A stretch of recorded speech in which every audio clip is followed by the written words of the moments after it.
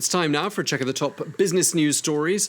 And the clock is ticking for the popular video sharing app TikTok, a deal between its Chinese owner and the Trump administration to allow the app to continue operating in the United States on the rocks. But could a new deal be on the card, Brian Quinn? It looks that way, Tom. Donald Trump, of course, had threatened to ban the popular video sharing app in the U.S. as soon as this coming Sunday if its Chinese owner ByteDance didn't sell it to an American company.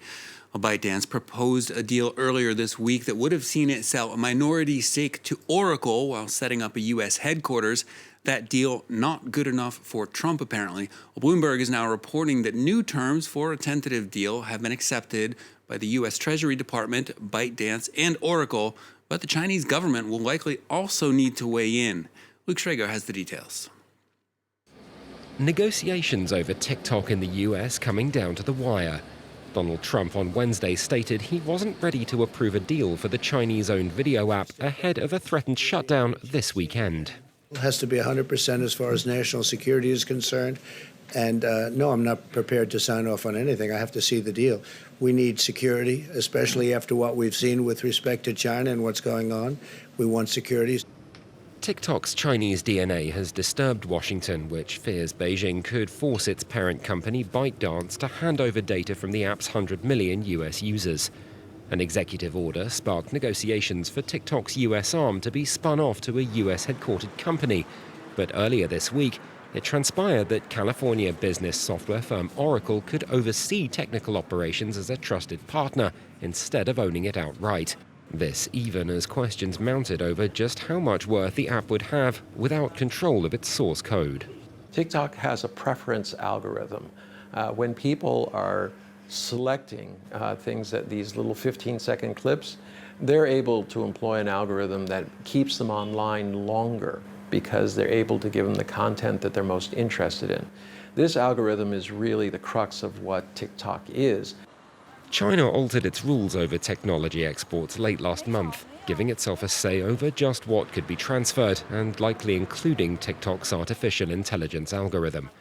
Beijing's long accused the US of seeking to strong-arm its competition for political reasons amid a long-running trade war between the world's top two economies. Well, here in France, the government says it's exploring options to prevent the closure of a tire plant near the northern city of Lille. Japanese owner Bridgestone said Wednesday it would begin the process of closing its factory in Béthune, which it says has been struggling even before the coronavirus pandemic. Nearly 900 jobs are on the line. Bridgestone has received French state aid to help preserve jobs in recent years. It's also benefited from a government temporary unemployment program that pays the salaries of furloughed workers. Finance Minister Bruno Le Maire had some strong words for the company Thursday. Here he is.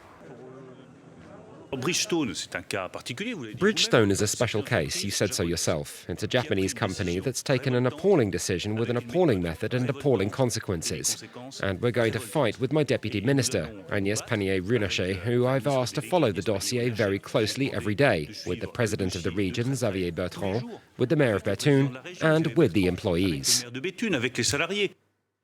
The U.S. airlines continue to face an existential struggle amid America's coronavirus crisis. Delta Airlines said Thursday it would seek to raise a total of $9 billion via new loans and bonds backed by its SkyMiles frequent flyer program. U.S. carriers have been doing their best to avoid taking government-backed loans that would dilute shareholder value. They have, however, taken $25 billion in federal payroll grants to keep their workers employed. Well, that aid is due to expire at the end of the month. On Thursday, airline CEOs met with the White House Chief of Staff, seeking to push the Trump administration to support legislation for another $25 billion in payroll support, saying that could save 30,000 jobs. Take a listen.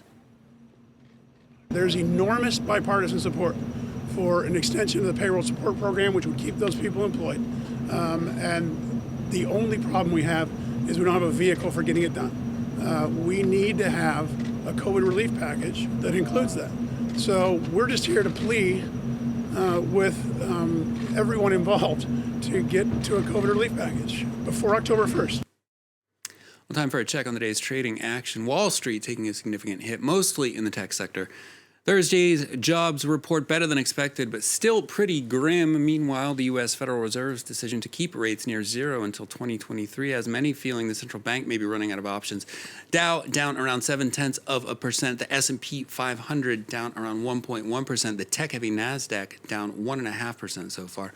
European markets finished the day lower as well, as the Bank of England says an unusually uncertain economic outlook has it exploring the possibility of negative interest rates for the first time ever. London's FTSE 100 ending the day down nearly 0.5%. CAC 40 here in Paris off around 0.2%. Frankfurt DAX down around 0.1% at the close.